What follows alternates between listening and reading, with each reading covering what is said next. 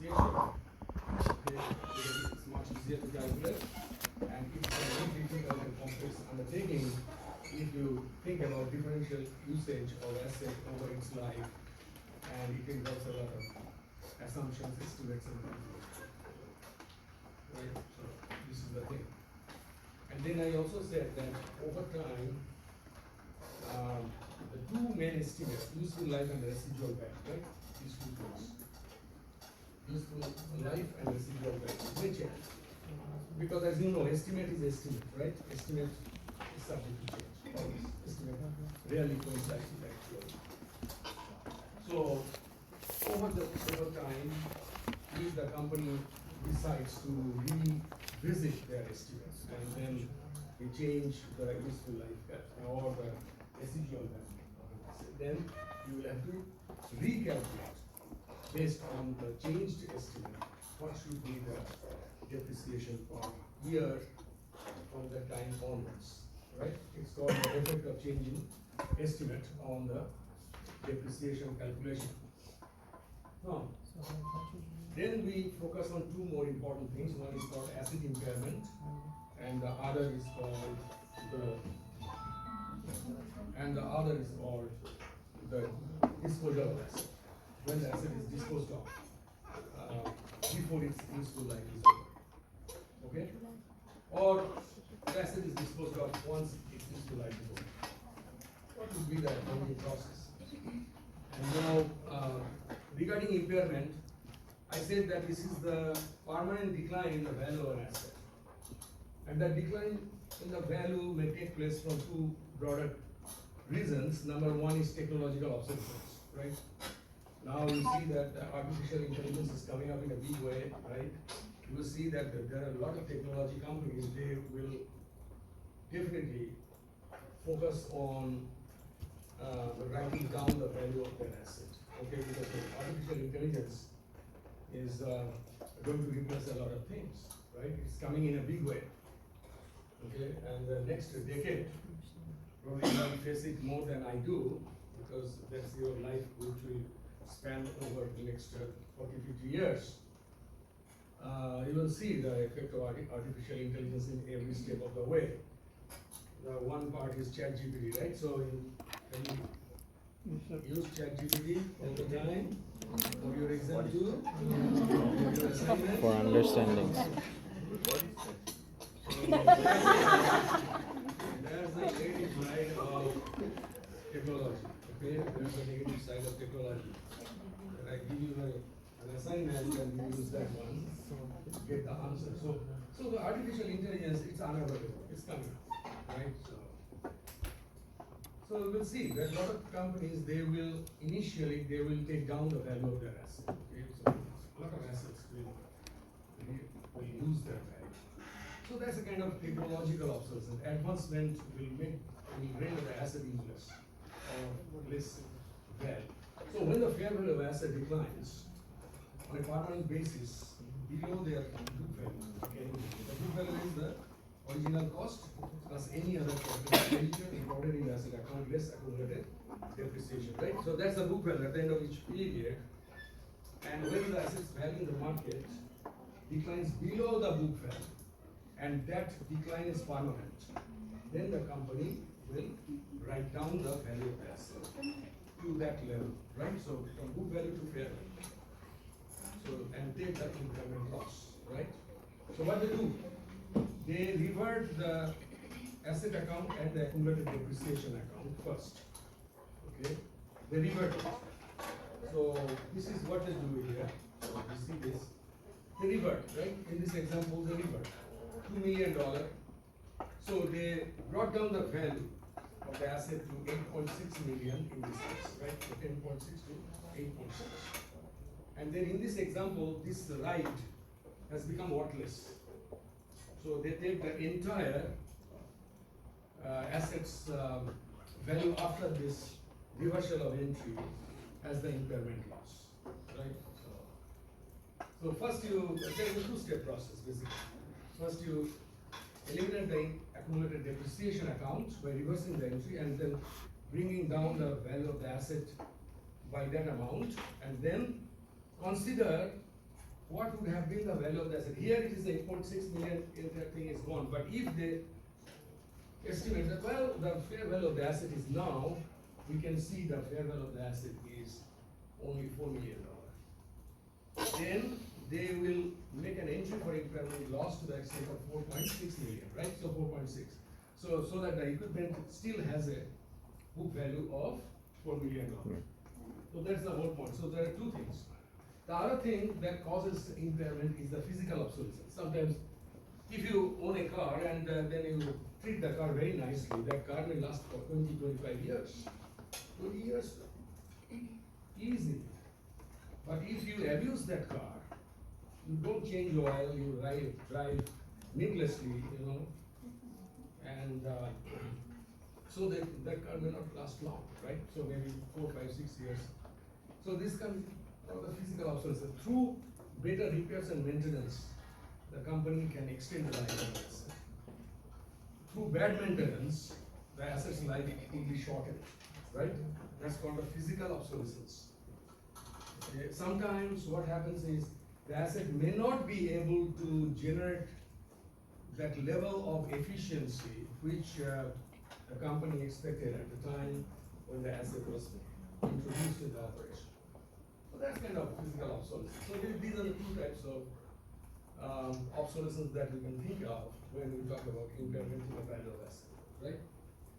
And then we talk about disposal in the value of asset. When you disposes the value, now I mentioned that in my previous class, that disposition may take many different forms. It may take the form of sale, if you sell the asset. If the asset is destroyed by natural resources, maybe fire, flood, right? Any other natural calamity, earthquake, things like that, right? If the asset is taken over by government, okay? Sometimes what happens, you own a plot of land, right? So now the city of Detroit is planning to build a mall, right? A shopping mall. And your land stands in the way, so they can take over the mall land, of course, not by force, but through negotiation, and they will give you money, right?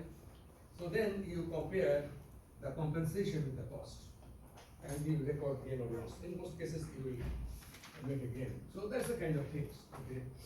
Sometimes if the government wants to build a road, say freeway, and then your property is right on the freeway, right? So they will take it over by using a legal right, which is called eminent domain. And then they give, of course, they will give you compensation, right?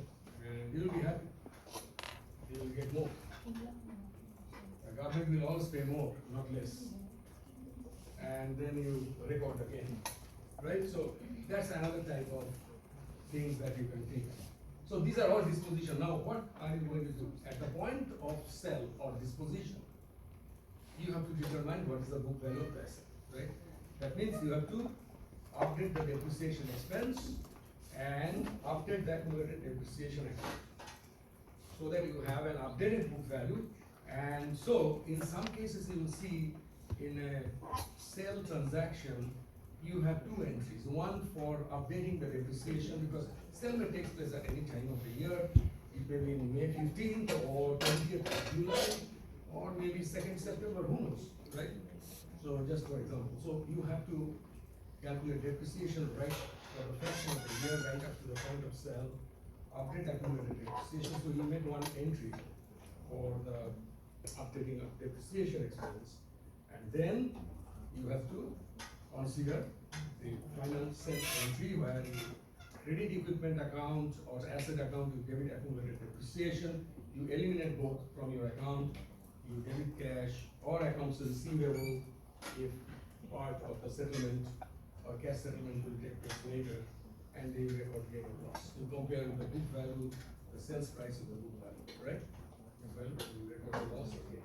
That loss or gain is part of the income statement item, right? Gain and loss on sale of asset. Now, when we talk about intangible asset, we said that intangible asset is a kind of right. conferred on the, or acquired by the company to utilize certain privilege. It could be a certain type of technology, it could be certain type of location, right? Or certain formula, or certain type of managerial competence, right? So, and we see all these things, right? So trademark, copyright, patent, technology, licensing right, franchise. When we talk about goodwill, goodwill is a different type of intangible asset. For example, a company acquires another company, so the acquired company's net asset, that means total asset minus total liabilities, these are evaluated based on the value on the day of transaction or the acquisition, and then find out what's the fair value of the net assets of the company. Net asset means the total asset minus total liability. And if the acquiring firm pays more than the fair value of net assets of the acquired firm, that additional amount is called goodwill. That goodwill may result from many different reasons. It could be that the acquired firms may decide to pay more because it says that acquired entity as a whole will be able to take advantage of certain type of technology. Okay, that may generate additional revenue, or certain type of locational advantage, or certain managerial skill, or certain type of culture that will develop. So that kind of soft asset. Okay, you cannot just simply quantify in value. And the other thing is, those type of intangible benefits are unidentified, or it's not identified with any particular asset class. That's why goodwill is called unidentified intangibles. Okay?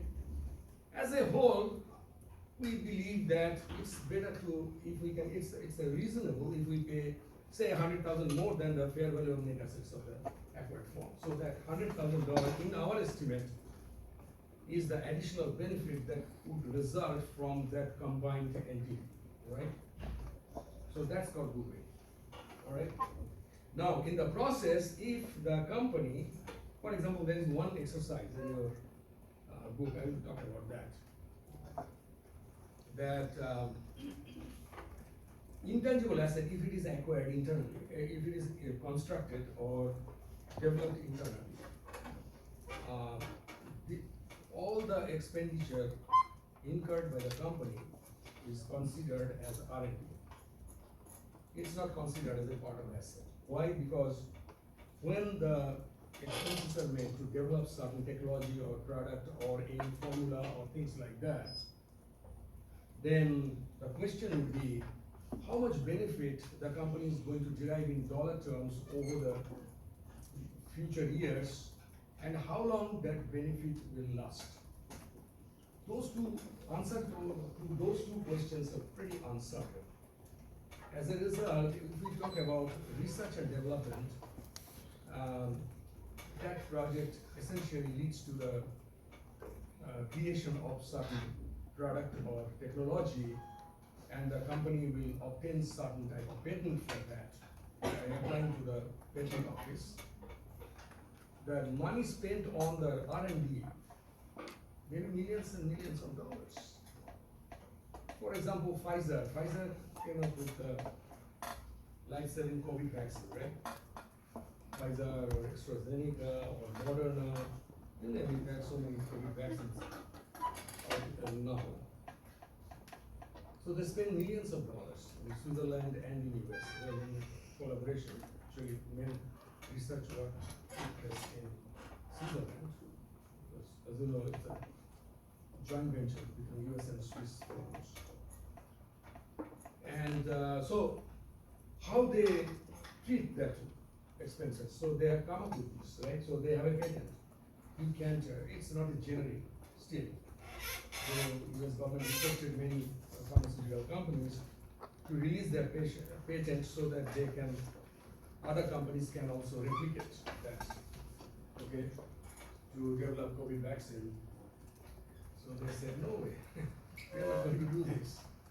Okay, we spend a lot of money, so we have to recover everything from the market before we make it generic. Because they can't, and any government can do this because they have the patent for 20 years. Okay, So maybe 5, 6 or 10 years from now, they may decide to release it and make it generic so that a farm in Windsor can also manufacture COVID vaccine maybe in many different forms. But right now this is the situation. So how much money? So Moderna, for example, is a very little known biomedical company in Massachusetts, in the US. We didn't hear the name of Moderna before, but all of a sudden they came up with a vaccine, right? So now everybody knows the name. So all these companies, they spend hundreds and hundreds millions of dollars, okay, on R&D. So how they accounted for these expenses? These are R&D expenses. Straightway it goes to income statement, okay.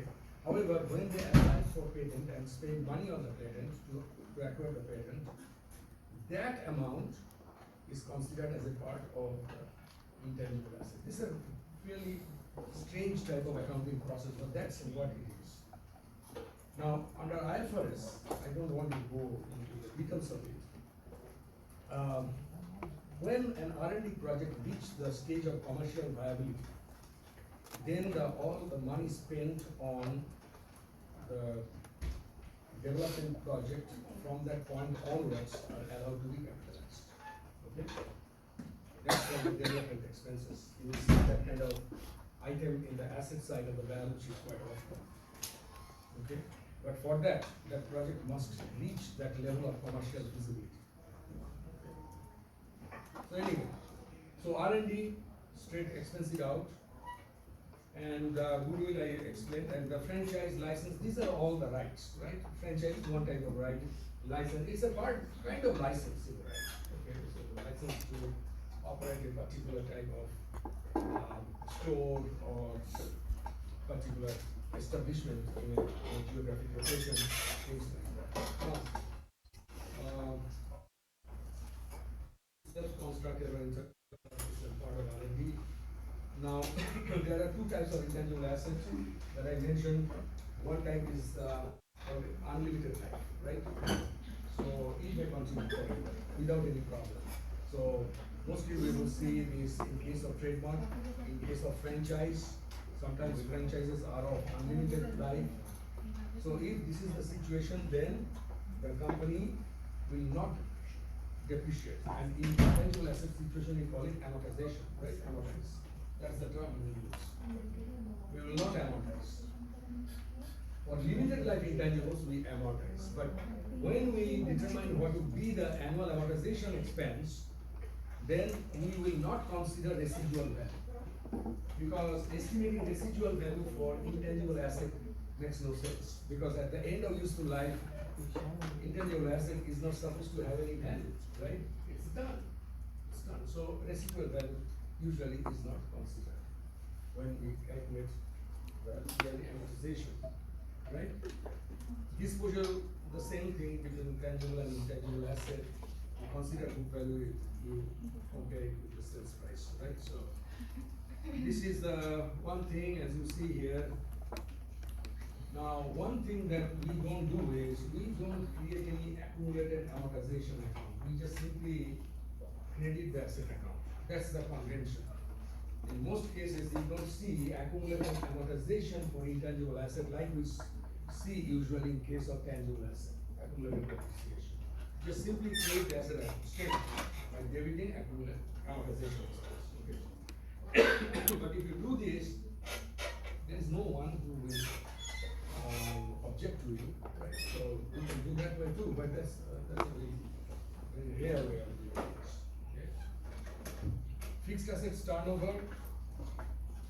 Why it is important? Because we want to know what's the efficiency in the asset utilization to generate sales, right? So that's what it signifies. You take the sales and you divide by average fixed assets. Fixed assets means property, plant and equipment.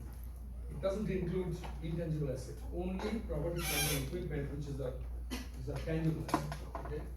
In the beginning balance, you take ending balance and add divide by 2, very simple. Net sales, right?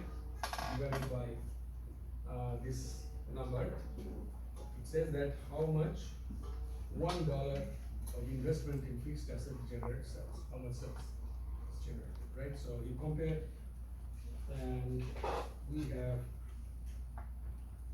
an example here. Cedar Fair, for example, 0.85, 6 plus 1.17. Facebook, as I mentioned before, you don't compare the fixed assets turnover of Cedar Fair or Six Flags, those who are in the same entertainment business or the amusement park industry, right? Disney, Cedar Fair, Six Flags, these are amusement park industry. That's a different type of industry, right? And Facebook is a different industry, right? You can be serious, right? You compare Facebook with Cedar Fair, my goodness, that's an apple with apple, so you can't do that.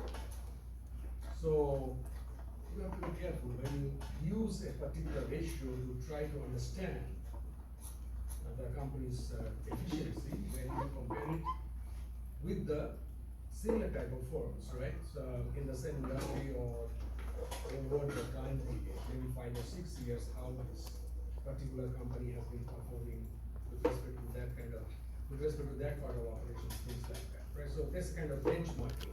So benchmark is very important. You have to be careful what kind of benchmark you are using to evaluate a particular company, right? So that's the thing. Now, if you look at the spotlight on financial reporting on page 431, reporting goodwill after a business acquisition, it's a very small example. It says in your book, when Cedar Fair bought 5 theme parks from Paramount Parks, it paid $1.2 billion. So Cedar Fair acquired 5 parks from Paramount Parks, paying $1.2 billion, which exceeded the fair value of Paramount's net assets. Fair value of net asset, it exceeds, net asset was $890 million. So this is how they have come up with, right? Current asset, property and equipment, intangible assets, and then subtract debt and liabilities, 260,000. So net asset is 890. That's the fair value. But they paid more, $1,200 million, right? So 1.2 billion.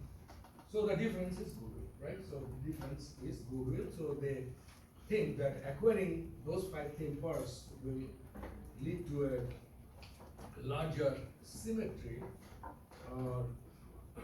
and that will be considered as a part of asset, right? So it's a more symmetrical performance that will result in higher revenue. So that's the kind of thinking that they have probably, and they paid $310 million additional over and above the fair value of net assets. So that's the goodwill. Now, once the goodwill is recorded, goodwill is not subject to any amortization. However, every year, periodically, the company will test for impairment of goodwill. There is a process for that.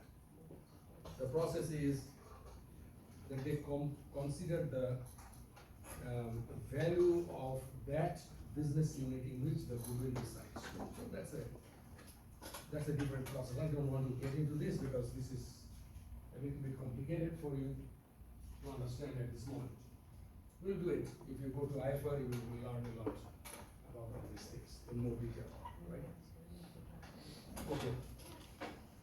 Now, let me, as I said, that I posted some suggested review, right, for you. So let me talk about a few things here about the exercises. So exercise M912, okay, so just a follow up with this Google discussion here.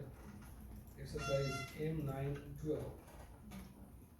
It says, Test Tea Company has been in business for 30 years and has developed a large group of loyal restaurant customers. Okay. Are you on that exercise M912? M912. Now, Tasty Company has been in business for 30 years and has developed a large group of loyal restaurant customers. Counters Foods, this is another company, Counters Foods, made an offer to buy Tasty Food Company for $6 million, right? $6 million.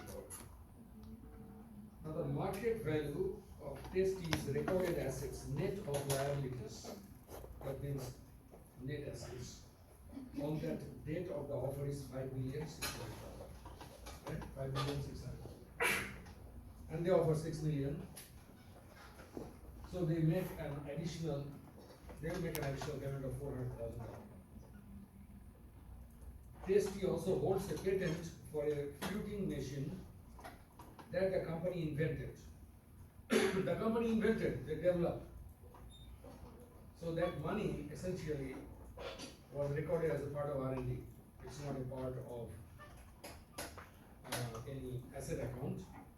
It says the patent with a market value of $200,000 was never recorded by Tasty because it was developed internally, right? It was developed internally. But when you look at the market value of that fluting machine, it's $200,000 at the day of acquisition. How much has Counters Foods included for intangibles in its offer of $6 million, assuming Tasty accepts this offer, which company will report goodwill on its balance sheet, right? So 6 million minus 5,600,000, 400,000 is the additional amount that's offered to Tasty. But as I said, goodwill is unidentified intangibles, right? Here the entire $400,000 is not unidentified, out of which $2 million could be identified with the patent, right? With the patent. So you have to consider $400,000 as intangible, as an additional amount, out of which 200,000 will go to the patent account, and the remaining 200,000 is unidentified. And that's goodwill, okay? Let's remember that. And both patent, goodwill, and the fair value of assets and liabilities, everything will be will appear in the combined entities balance sheet, right? So here, if they merge with Counter and Tasty ceases to exist, sometimes it happens that way, that one company is acquired by another company and the acquired firm ceases to exist, right? Only the firm which acquired the company continues its business in its own name. Then the Counter's balance sheet, you will see additional $200,000 patent and $200,000 besides all other assets and liabilities which are taken over. You understand? So that's the distinction. Alright, now let me talk about one more thing, okay, here. So, let me open up.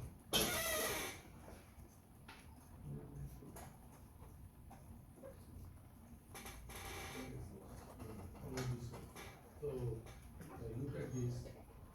Regulation which is in 910. 910. If you look at 910, as part of a major innovation at the beginning of the year, Hunter Pharmaceuticals sold shelving units, store features that were 10 years old for $100,000. The shelves originally cost $6,400 and have been depreciated on a straight line basis over an estimated useful life of 10 years with an estimated residual value of $400. Assuming that depreciation has been recorded to the date of sale, that means that depreciation calculation is up to date. Show the effect of the disposal of the account on the accounting patient, prepare the journal entry to record the sale of the shelving unit, which originally costed $6,400. Its residual value $400. So, and it's a life is 10 years. So, what's the yearly depreciation? That's the first one that you determine. So, $6,400 minus $400, $6,000 over 10 years, right? $600 each year depreciation, and then it's a 10 years old, right? 10 years old. So it has been depreciated completely, right? Completely. Now its book value is only equal to the residual value, right? Only $400. And now it is sold for how much? $1,000. So $600 is the gain on sale. So what you do here, you see this entry. So essentially, you just simply you are left with only the residual value, right? So you deduct those two accounts, right? 600 and 6,400, right? And then you just record again. Okay, very straightforward. Okay.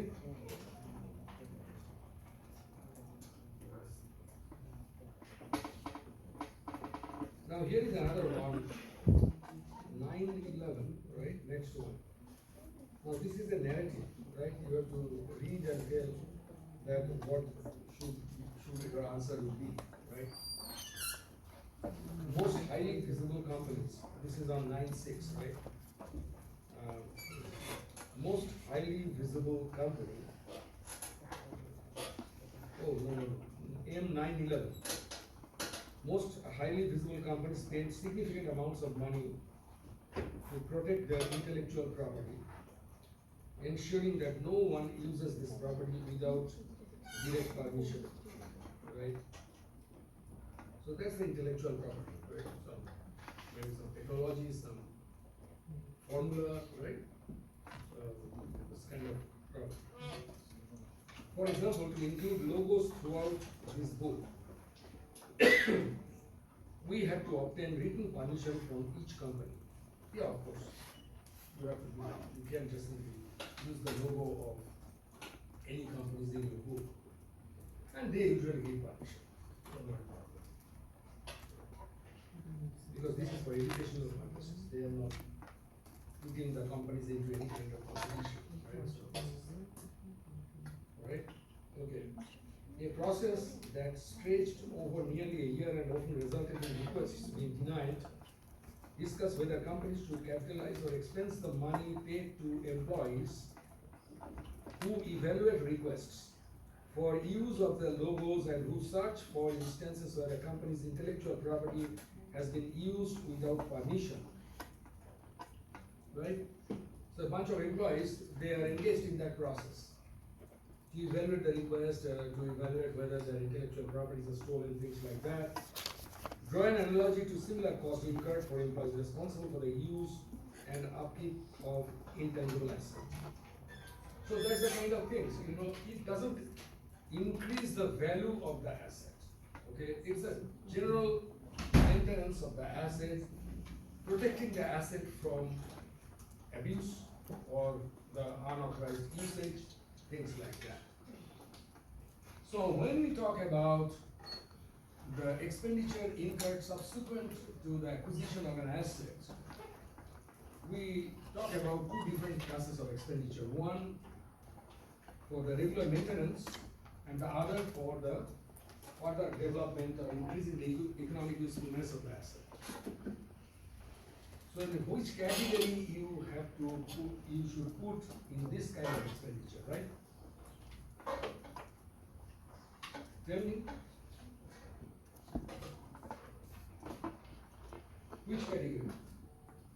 Is it a regular upkeep or it increases the value of the intangible asset? You have to think that way. Whether it increases the value of the asset or it's just a regular maintenance. Right? What is that?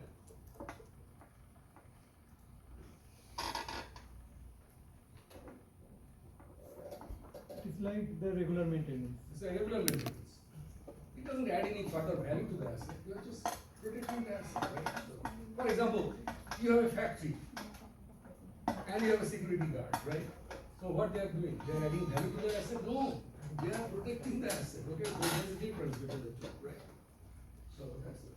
So security guard salary is a part of regular business expense, right? Wage expense. You are not going to capitalize the security guard salary to the factory account. Would you? No? So similar type of things here. So you have to think a little bit, it's easier, it's not a difficult thing to understand. Okay? So you have to put your mind on it. Okay? Alright, so here another one. So what is it? Okay, this is another interesting thing. Exercise 911, go there. Exercise 911, three different types of intangible asset. Okay, three different types of intangible asset. Kaiser Company had three intangible assets at the end of 2020, end of the accounting year. Three. Number one is a patent was purchased from J. Miller on January 1st, 2020 for a cash cost of $5,640. Okay. Now this patent is purchased. So this company spent money to acquire the patent from the other party. So the cost incurred of that should be capitalized in the patent account. But the other party who developed that patent through their research and development process, those R&D expenditure must be expensed in that year or when they are incurred. So they are not allowed to be capitalized in the parent account. So that's the uniqueness of the intangible asset accounting. It's a kind of unfair because the companies that usually want to capitalize, okay, a large expense, they want to capitalize instead of expensing it. Can you tell me why? Anyone? They like to capitalize. So that's why it's a big challenge for the auditors sometimes to figure out that category. Capitalization versus expensing. That's a big thing. Okay? Sometimes it leads to significant inaccuracy in the financial statement. Now my question is, why is that so? Why companies are so willing to capitalize when they are so, they're fond of capitalizing an expense rather than expensing it altogether? Any idea? Anybody? Say again.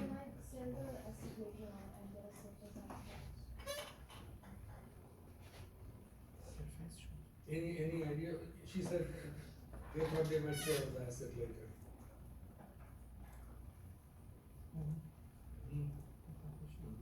Any thinking? No? You are not thinking. When you expense it out, the entire amount, where will it go? It will go to the income statement. It will reduce income, right? So, and the next year, if they don't incur that much kind of expense, then that kind of expense will not go to the income statement, so the profit will be higher. The profit will be lower, profit will be higher, and then again, if they spend more on R&D, the profit will be lower, right? So higher, lower, it introduces significant variability in the reported income over time. Financial market doesn't like variability.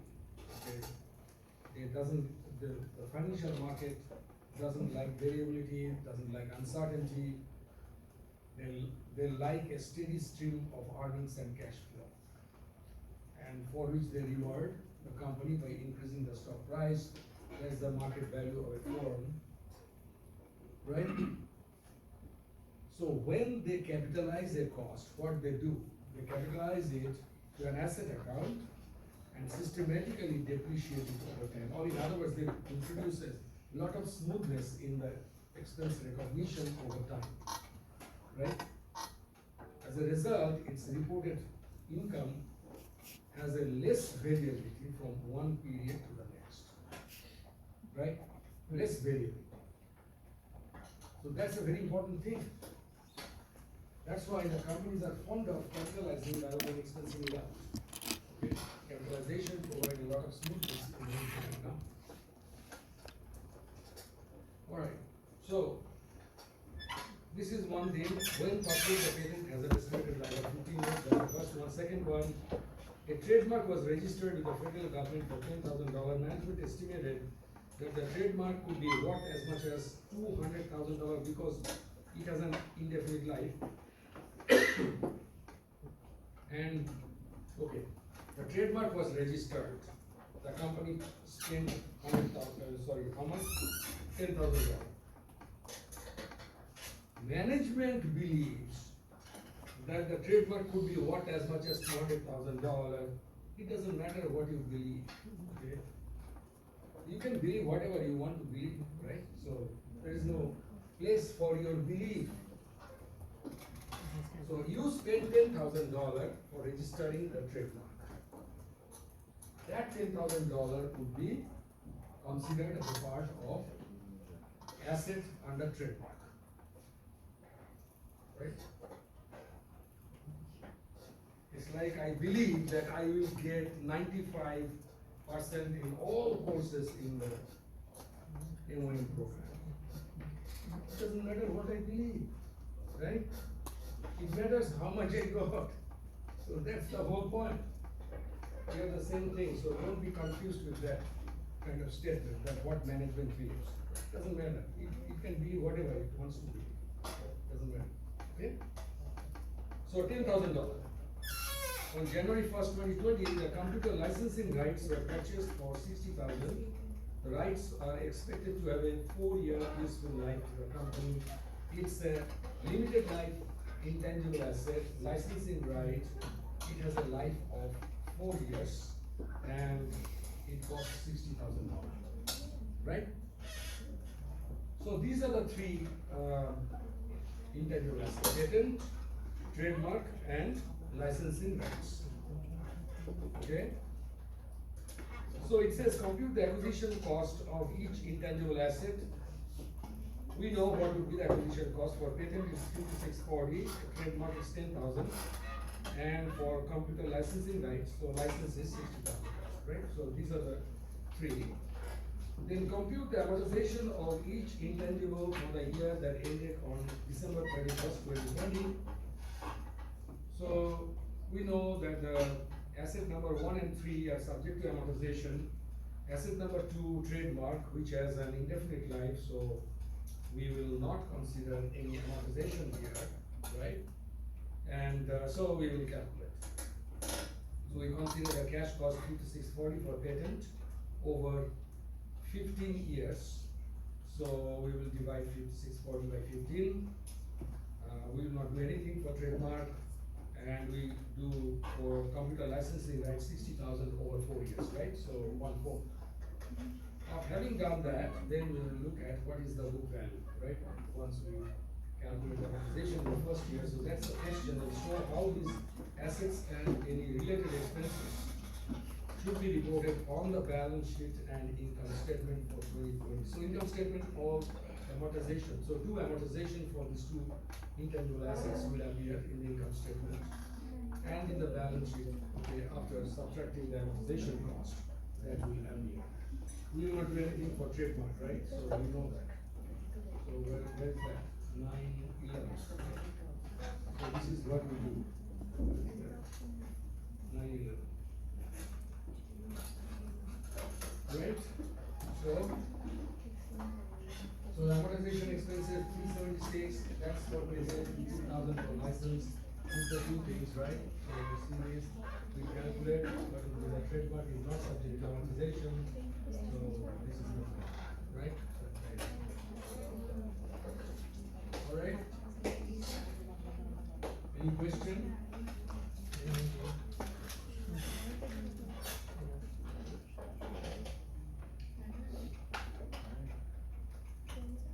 Okay. We talked about impairment, so let's talk about exercise 912 quickly, okay? So what we see here is Conrad Incorporated purchased a patent of $1 million for a specialty line of patented switch plate covers and outlet plate covers, specifically designed to light up automatically when the power fails. Assume the switch plate patent was purchased January 1st, 2020. right? And it's been depreciated over a period of 10 years. Assume that Conrad doesn't use an auto accumulated amortization account, but instead charges amortization directly against the intangible asset. Or in other words, they don't use accumulated amortization, they just simply credit the asset account by debiting amortization expense, right? So that's the thing here. Now describe the effects of the purchase and amortization of the switchblade patent on the 2020 balance sheet and income statement, right? So they purchased that patent by spending $1 million. And the patent's life is 10 years. So what is the yearly amortization? You tell me. What is the yearly amortization then? 100,000. 100,000 yearly amortization. That will be recorded in the income statement, right? And at the end of the year, what is the book value of the patent? Right? What is that? 900,000. 900,000. So 1 million minus 100,000, 900,000. That's the book value of the patent to be recorded in the balance sheet. Okay. So then it says give the journal entry. So you can write the journal entry, right? So you make this journal entry. Right? So first is the acquisition, and then amortization, right? And then this is the thing. So next, what happened is this patent has become worthless after 1 year. That's the risk of having amortized, having intangible assets. That sometimes what happens that they acquire a patent for a certain type of technology. That technology isn't working, right? It's not working. The Conrad doesn't use an, what happened is after a year of unsuccessful attempts to manufacture the switchblade covers, Conrad determines the patent was significantly impaired and its book value as of January 1st, it should be 2021, okay? You can correct in your record. It's not 2020. 2020 they acquired the patent. So after 1 year, January 1st, 2021 was written off. So you have to write off entire $900,000. It has become worthless. Okay, you take the patent off your book. Okay, it's not working. You recognize the income loss. That's a lot of money, right? $900,000. Okay. All right. 913 is the fixed asset turnover question. You can calculate. You see, if you calculate fixed asset turnover for Apple, you see that it's a gradually declining, right? You calculate 18, 19, 20, 18.4. So dollar invested in fixed asset generate 18.4 cents versus 15.4, 15.2. Okay. So Apple is a fabulous company. You can't say that it is struggling. You should say that it shows a kind of downward trend in market. So you want to investigate more, right? So it's a more than $1 trillion company. So you can just simply say, well, it's in financial distress, right? Okay, so that's the kind of thing. So you review this and also 3 group A problems, line 1, 2, and 3. Okay? So if you do this, you will be fine. The demonstration case is very good. They made it really very nice. So please review that demonstration case. It's a very comprehensive, very good. Any question? No? Okay. I'm right on time. Here is the liability check. So you were responsible for 8 and 9, right? I told you. You have a 25 question at the beginning of the class. I'll not see you next week, right? So I will see you, what's the date? Monday. 26th, right? 26th of 26th of June. And you have midterm on 28th of June. So make good use of your time, okay? So you will utilize at least half of the week, okay? At least half of the week. Alright, so liability. What is liability? It's a financial obligation arising out of past transaction events which require the sacrifice of economic resources in the future. Right? Think about it. Past, present, future, all are covered under one single definition. Right? So now, how the liability would arise? From many different reasons, right? From many different reasons. Don't talk. For many different reasons. See, if the company buys goods and services on credit, right? That's a liability. If the company borrows money from banks or financial institutions, that's a liability, right? So the liabilities can arise from many different sources. Sometimes what happens, the company in accounts receivable chapter, we see that, well, if customer is not able to pay on time, they request an extended credit terms, and the company will say, well, we will do it, sign a promissory note and pay some interest, and then we will extend it maybe 6 months or 1 year, but you have to pay interest. Now put yourself on the other side. Now the company requests its supplier, well, you gave us 30 days time, but it's not possible. We are running a little tight on cash, so please give us 6 months, right? So the accounts payable now will become notes payable, just the opposite end of the spectrum. Now you are at the receiving end.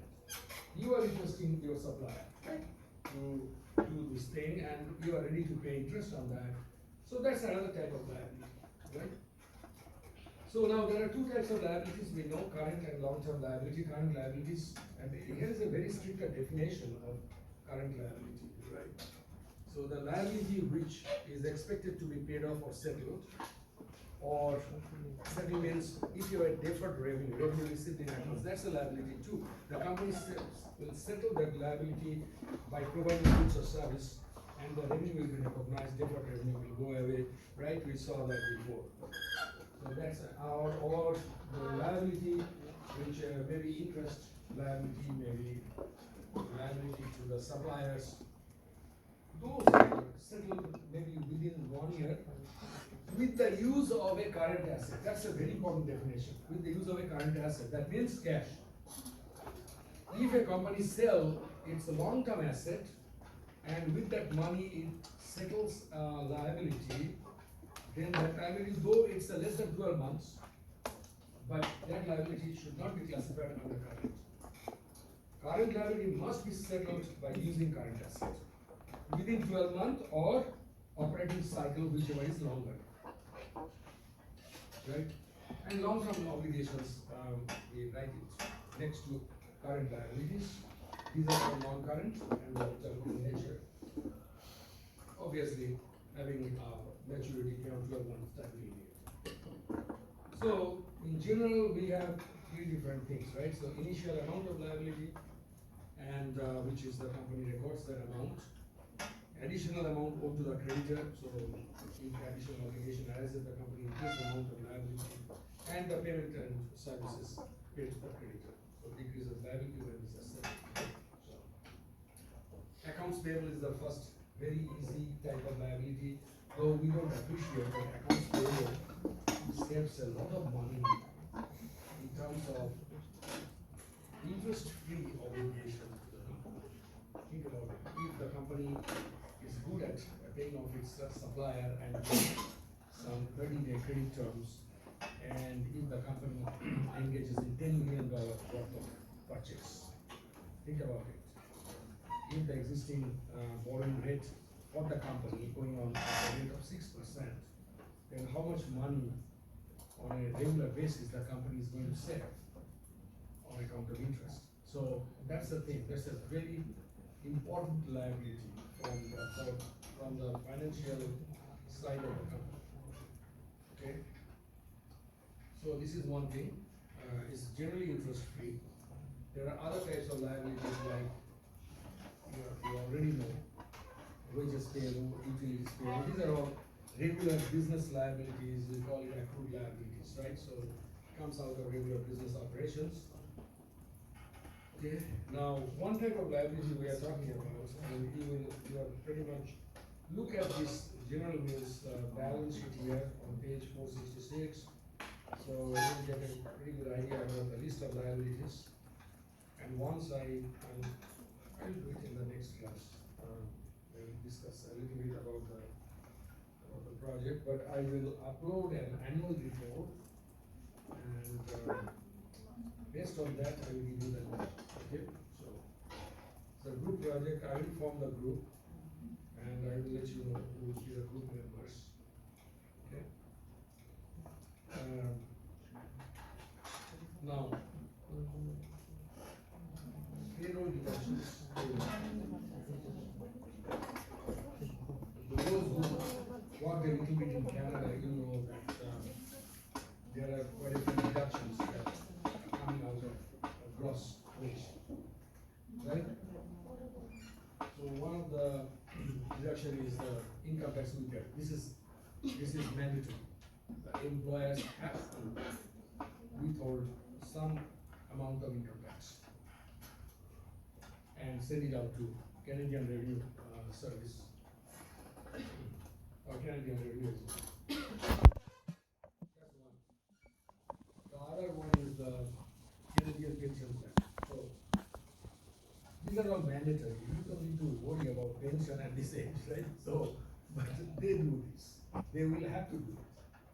CPP, Canadian Pension Plan. Right? And the employer will also contribute on a dollar for dollar matching. If they take out $50 from your paycheck, they will also contribute $50, right? So a total $100 will go. So that $50 that the employer contributes is called the payroll tax expense for your employer. And then you have an employer insurance, right? Nothing is free. So people say, well, health benefit is free in Canada. No, nothing is free. Who pays for that?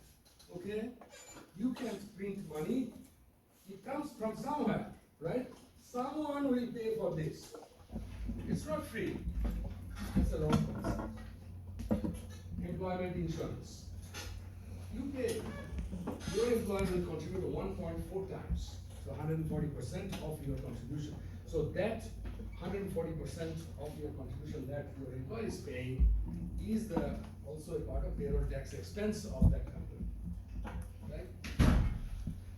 So these two are very important business expenses besides the gross wage expense.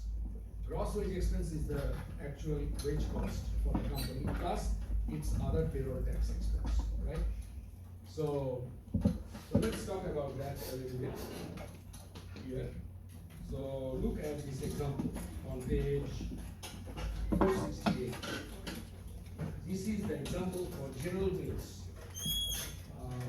It has 1,000 workers, just like the employee exhibit on 10.3. Now in 10.3 exhibit, they gave an example of a pay sheet, okay, pay sheet that for an employee whose name is Andrea Palmer. It's a fictitious employee, and its salary is gross is she worked for 40 hours, $15 an hour, $600 gross pay.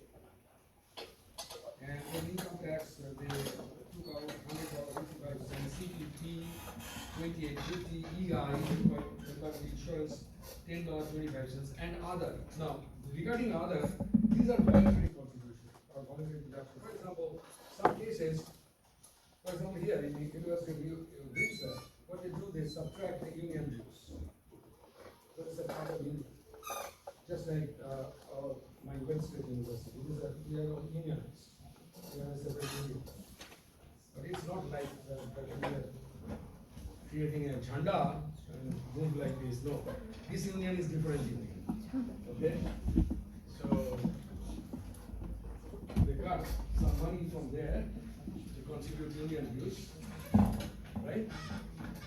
So this is $450.70. Now, this is called the union contribution. Now, here is the thing. The company has 1,000 workers, General Mills, and as you see here, regarding the, with respect to this example, $600,000 is the gross pay, right? Gross pay is $600,000, right? 600,000.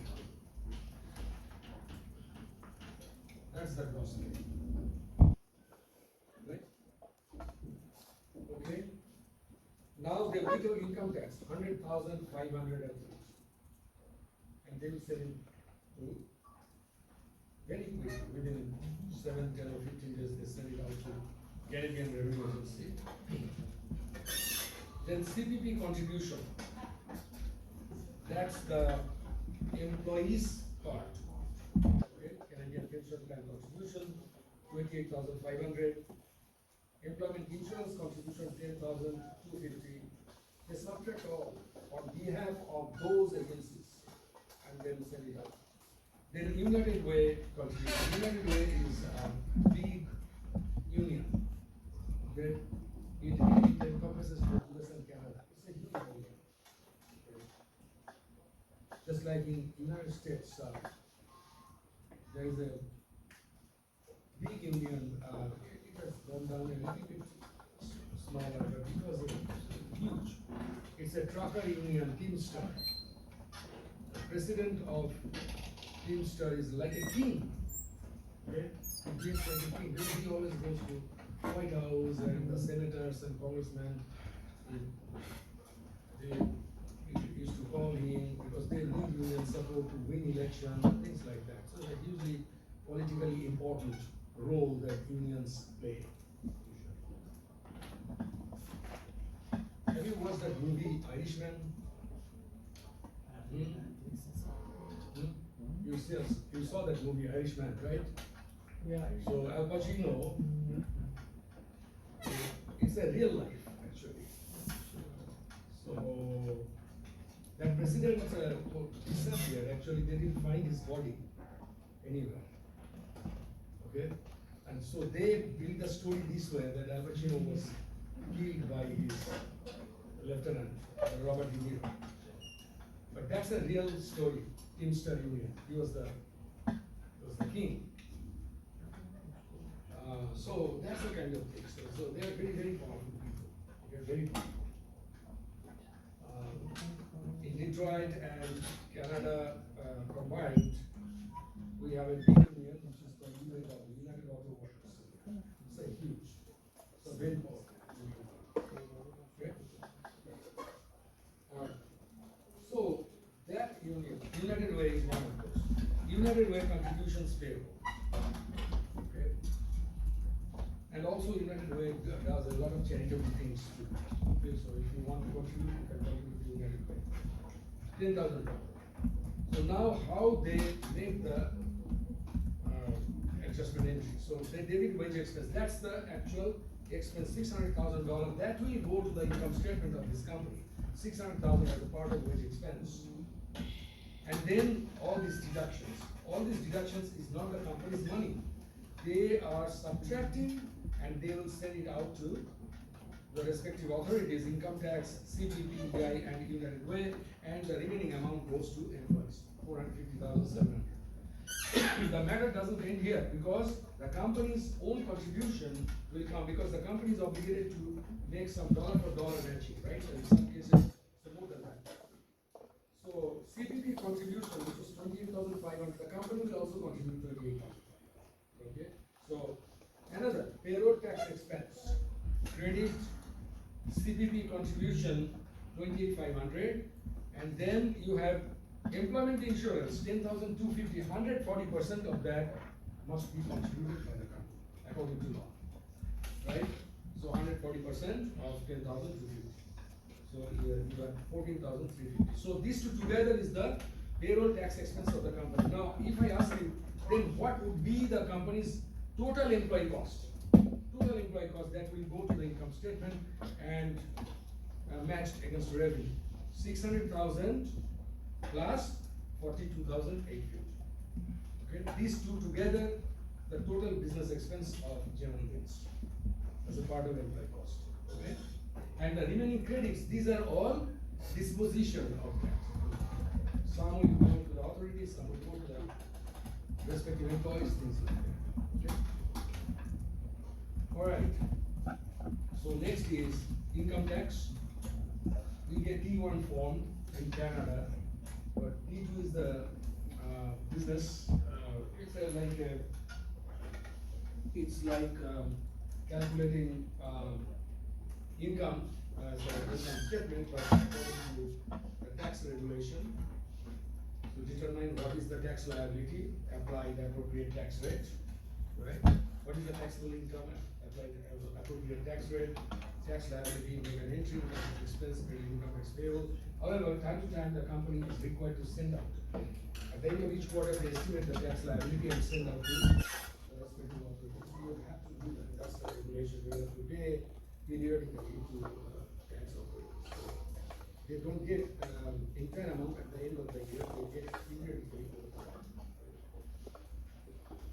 So the notes payable, okay?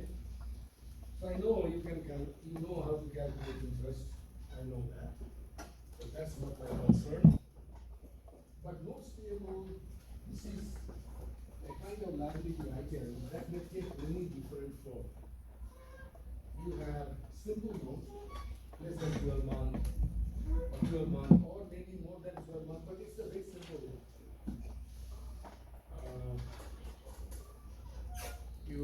The company borrows $200,000 at 6%. So how do you account for quarterly what would be the interest, right? So you know that, and as long as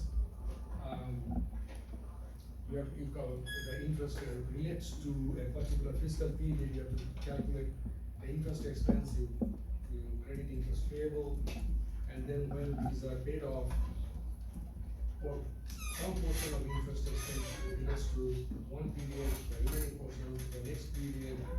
So you have to make that difference, that differentiation carefully. So here is one very simple note, that $100,000 loan that created the note payable. So they borrow $100,000. So this language, simple, right? So that's a 1 year, and the rate of interest is 6%, yes, 6%. So, and the note was created on 1st November, so 2 months interest must be accounted for in this year, 2020. If you don't do this, then this year's expense will be understated, right? So you don't want to do that. So you will do it this way. And you keep it, and then the next year, who is this guy? So then the next year, the note will mature on October 31st, right? So 10 months. Right? So you calculate the remaining 10 months interest, $5,000 must be accounted for in this year, right? So total payment is $6,000, but as you see, $1,000 is an interest payable settlement. The remaining $5,000 is the interest expense of the year. Right? So let me be careful about that demarcation. Right? And then principal amount has been paid. So it's a very simple stuff. So these are here, calculation. I know you know this, so I don't want to spend a lot of time on this, how to calculate interest. You know that. So it's a very simple thing. So the sales tax. Now sales tax is a very strange thing in Canada. Okay, it's not that difficult thing in US. It's a very straightforward. Different US states have different percentage of sales tax. Here also the same thing. I think provincial sales tax, especially that sales tax will go to the provincial government. For example, Ontario or Saskatchewan or British Columbia, right? Manitoba. Similarly, there's different sales tax for different states. For example, in Michigan you pay 6%. In New York you pay 9.75%. You know that New York is a very expensive. California we pay It's expensive still. But in Texas, we don't pay that much. It's a less expensive, something like that. Here too, Ontario is expensive, right? Manitoba is not that. So Saskatchewan, people don't live there. I don't know how many people live in Saskatchewan. So it's a cold place. Always have to wear jackets all the time. Right now, you have to do that. So it's a full of coal mines. It's a very important from economic standpoint. Okay? It's a coal mines and all that. These are the coal mining belts. So anyway, so here, if Best Buy is on a television in Saskatchewan, they mentioned PST rate is 6%. That's a provincial sales tax. Okay? And then there is another one, the GST is in, right now it's in food folks in India as well, goods and services tax, right? So GST. And then you have another type of tax, which is called harmonized sales tax, HST. Okay? Harmonized sales tax. So here, the example is with respect to two, PST and GST. These are not companies' money, right? Obviously. So they acquire that from the customer and then they send it out, just like you saw that with respect to employees-based payment. So $100,000 cash flow, that is the company's revenue, all of it, right? That's the company's revenue. And the remaining GST and PST, $50, $60, the rate is 5 or 6%. So that's a kind of value, as we see here. Right?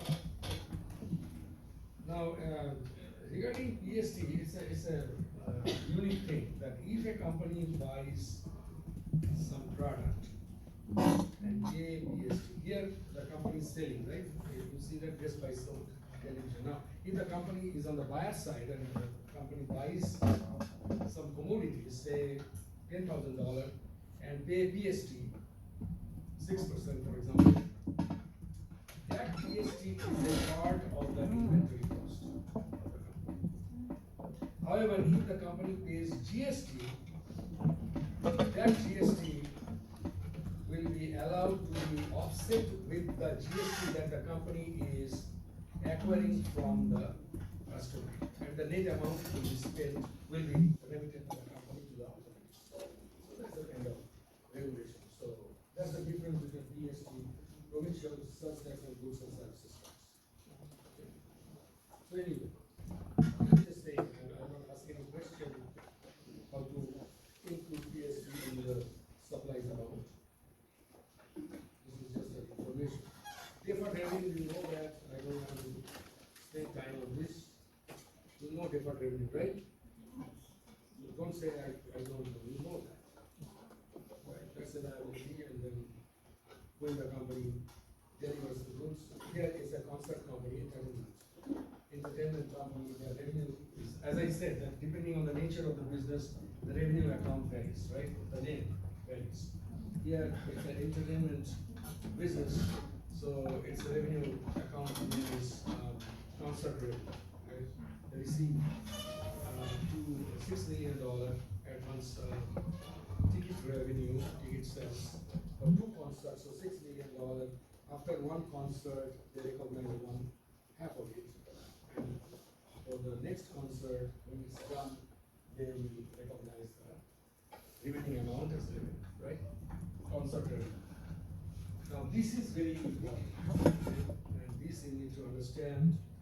How much time I have here? So let me give you some heads up, give you first present value calculation, and not only bond, any long-term note issued on a longer-term basis, maybe 2, 3, 4, or 5, or 10 years. These are all subject to this kind of calculation, present value. Okay, because it's maturity is more than 1 year, it extends. If I talk about bond, it's about 15, 20 years time horizon, maybe 25 years. It's a very long-term debt instrument. So how to value the bond at the time when they are sold, how to calculate the selling price of the bond or the long-term debt instrument, the process is the same. We call it effective interest method. It's a based on present value calculation, very simple calculation. Okay. You can do it. We table, you can do it using your financial calculator, if you want to use it. I have no problem with that, okay? So very simple stuff. But it's an important thing to understand, because this is the simple way that is being carried out almost every day in the financial market across the world. Very simple. So let's talk about that. And then how to calculate. Now some bonds or debt instruments are sold at par, at its face value, right? Some are sold at a discount, some are sold at a premium. Why it is sold at a discount, why it is sold at a premium, we'll see that. And how to account for the discount or premium in the post-issue period over the life of the bond, and how to account for that. These are a few things that we will have to see. How to determine the issue price. So let's talk about that. Share a premium or a discount. When the bond is more attractive, the financial market will be willing to pay more than the face value.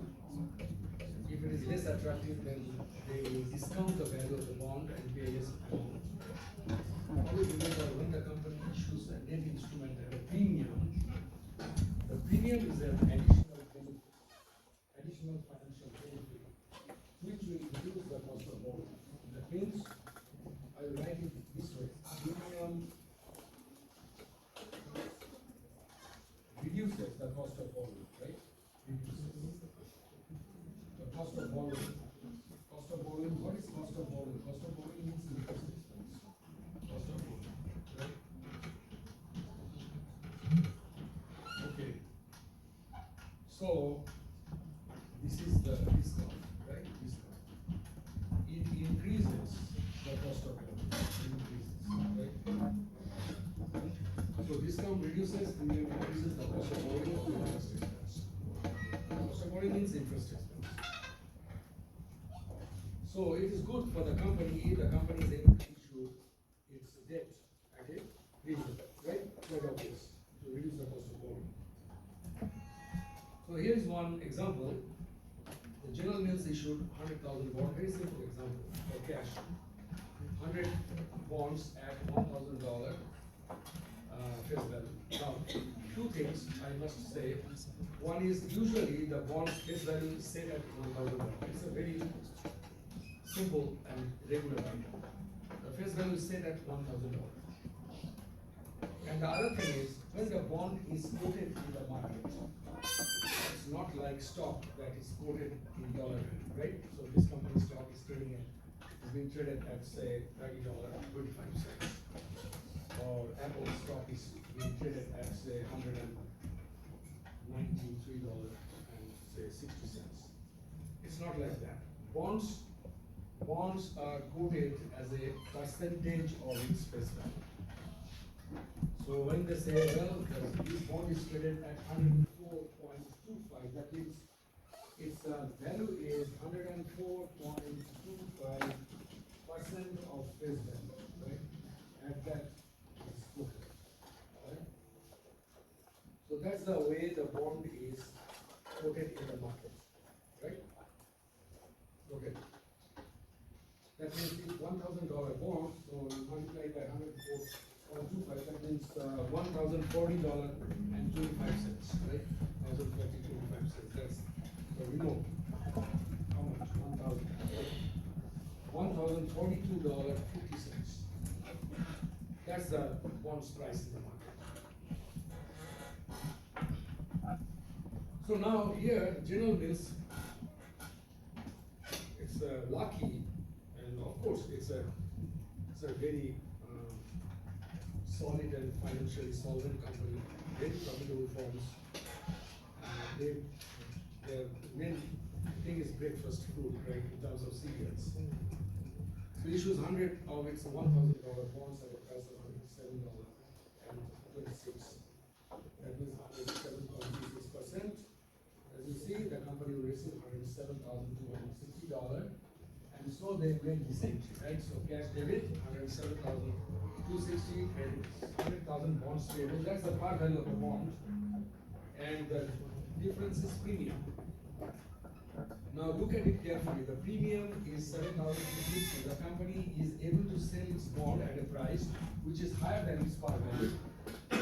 That premium is considered as a financial benefit, right? That will reduce the overall interest expense of the company.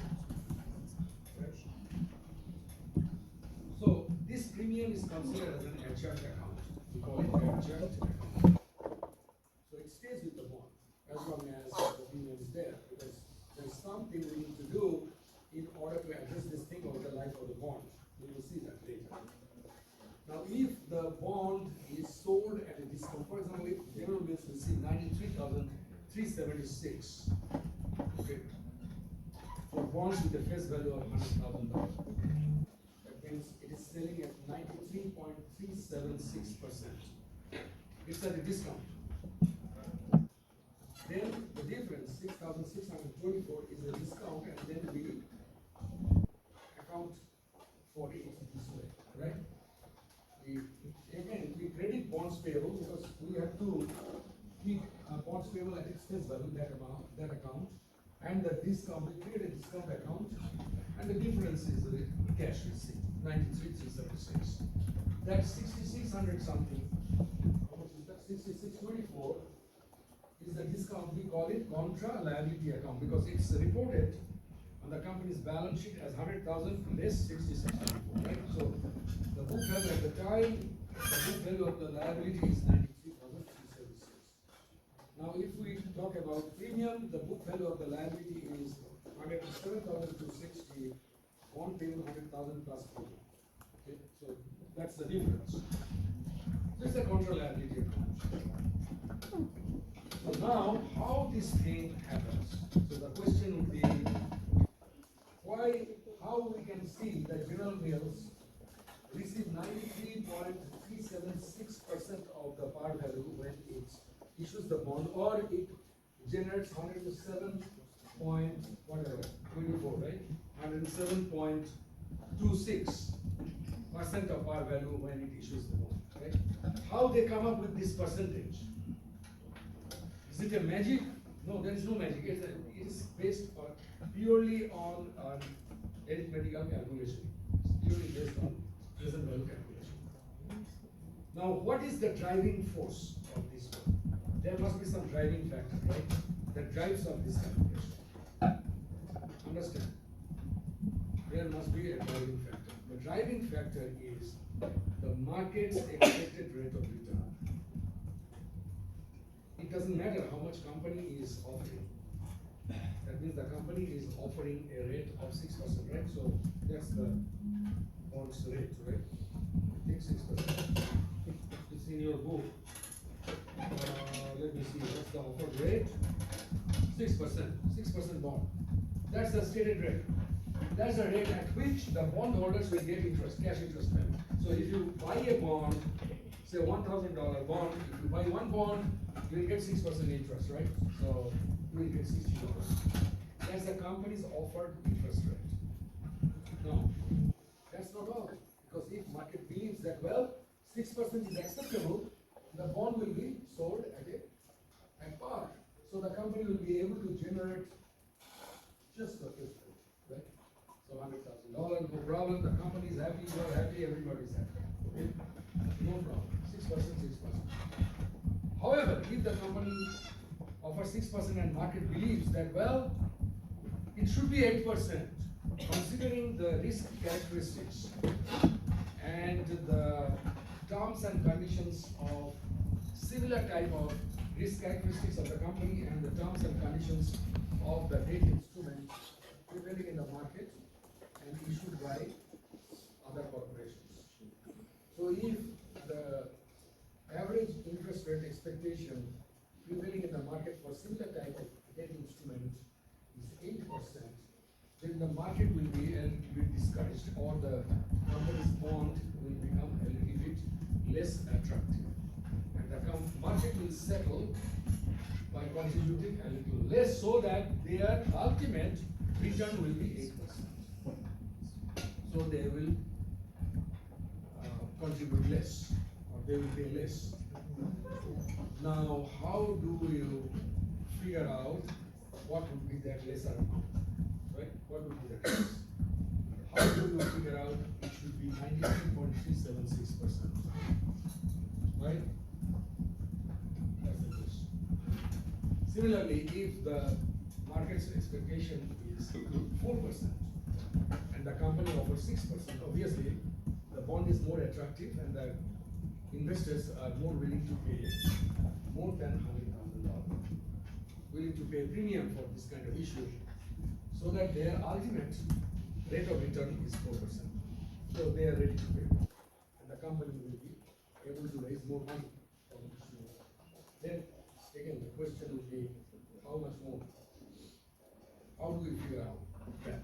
What would be the price of the bond at the time of issue? So these are the questions, right?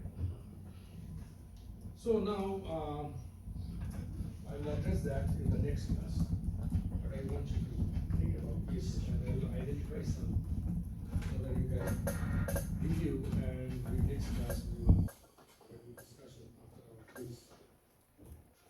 So the General Mills issues bonds on January 1st, 2020 at the face value of 100,000, and bonds are issued at par. No problem. So at the end of the first month, this will be a quantity like this, just like we saw in case of notes payable, right? So calculate this, it's simple. Now, that's the way when the bonds are issued at face value, the interest is calculated this way, because no problem here. You see, don't see any problem whatsoever. Because the bonds, the present value of the cash flows associated with the bond over the life of the bond, if the two interest rates are the same, equal to the face value. So there are two cash flows associated with the bond, right? Two cash flows.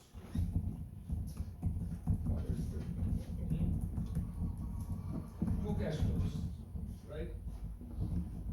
One is interest payment, 6% interest payment. Okay? Now bonds interest are usually paid 7.5 years.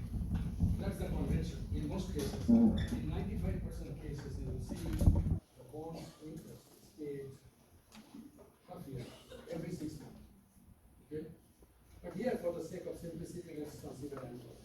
So what is that? For 5 years, the annual interest payment is $6,000. $6,000 each year. Right? Each year. This is one cash flow. Because as a bondholder, you will expect to receive 6% because that's the offered rate. The company will not increase that rate. It's a 6%. That will stay. That will stay. And then on maturity, the company will pay off $100,000, right? So that's the maturity there, right? Face value. On maturity, the bondholders will pay that. Right? So there are two streams of cash flows. One, $6,000 each year. That means it's an annuity, right? More importantly, it's an ordinary annuity. That means the cash flow occurs at the end of each period, not the annuity due, where we see the cash flow occurs at the beginning of each period. It's an annuity, ordinary annuity. You know how to calculate the present value of it, right? Present value. This is one. Plus, the present value of a simple sum occurred at the end of the 6-year or 5-year term. What is the present value of $100,000, 6% at the end of 5 years? So that is another present value. So these two together will determine the present value of the bond, right? So these two together is the present value, right? Okay. So when we consider the present value, then we need the discount. What is the discount? You know the present value calculation, right? So you need to know what is the discount rate used to discount the present value. The discount rate is the market market interest. Market interest. The market interest rate is the discount rate. So when we talk about 4% market interest rate, that 4% is the discount rate. When we talk about 8%, 8% is the market interest rate. When we talk about 6% market interest rate, that 6% is the discount rate. Okay? So 6% or 4% or 8% is the market interest rate. So now our offered rate is 6%, right? So 6%, this cash flow is steady. We don't have any problem with that cash flow. Now, when we use 4% discount rate, now let me ask you this question. When we are using 4% discount rate versus when we are using 8% discount rate, which present value will be higher and which one is lower? Tell me, which present value is higher, which present value is lower?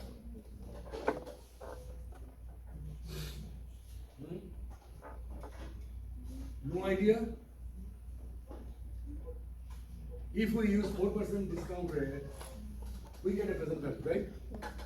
If we use 8% discount rate, we get a present value. Which present value would be higher? 4%. Yes.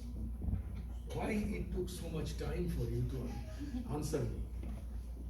Okay? Why? So, interest rate or the discount rate and the present value has an inverse relationship, right?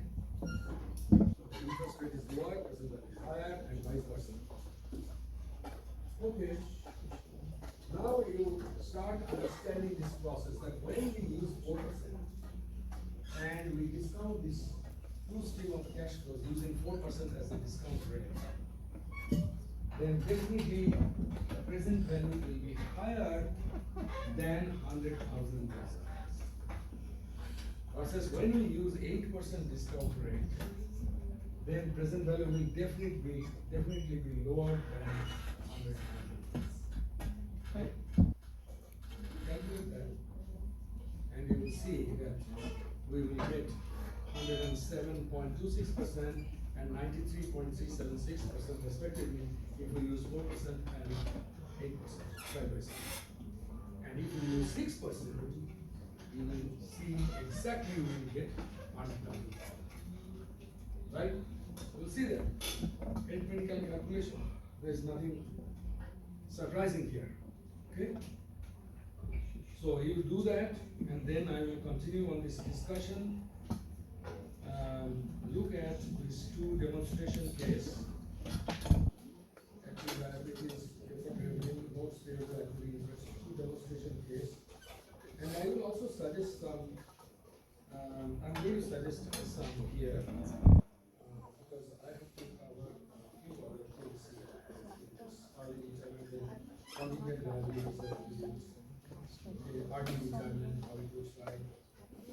So because this will be included in your midterm exam. Okay, so as a part of your preparation, you will include this M10, 3, 4, 5, 6, 7. Very small, one, two sentence. Will be easier for you. 10, 10, 11, 12. Exercise 10, 1, 2, and 3.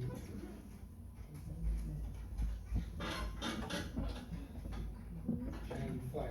10, 1, 2, 3. Okay. I'll put something of the suggested review. Problem, I'm suggesting, so it's up to you to review that. Be a 10, 1, 2, and 3.